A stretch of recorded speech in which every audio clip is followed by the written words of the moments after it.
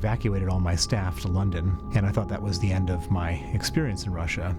Unfortunately, it turned out to be the beginning of a terrible nightmare. A man was dead because he worked for me. When Putin was challenged, he went out and said that Sergei Magnitsky died of natural causes and involved himself in the cover-up of a murder. Not one person has ever been held responsible for Sergei's death. And so we launched a campaign to take away their ability to travel and spend their money in the West. Putin was absolutely furious, and he asked his people to come up with every possible way to retaliate. We tried to have a biological child for 5 years maybe, or something like that. I was not able to have children.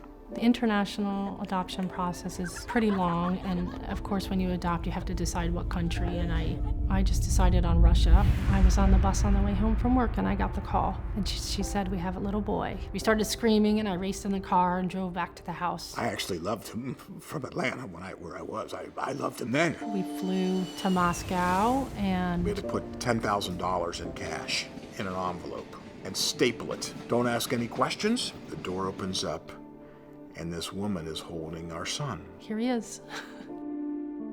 We're your parents. We love you, and you're ours, and we're going to protect you for the rest of your life.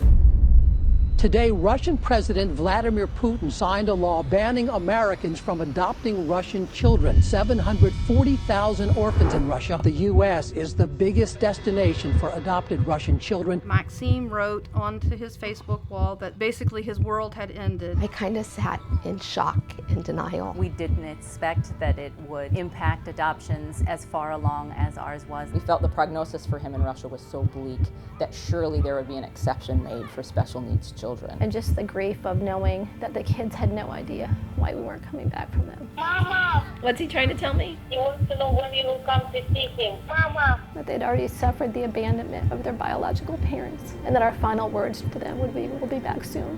This is barbaric. This is cannibalistic. This is killing of children. My husband and I decided, because we had met Natasha, we were going to fight. We're up to 67,000 signatures. We're basically suing the Russian government over this adoption. Because every child deserves a right, a life, a try. Please don't hurt these people for my mistake.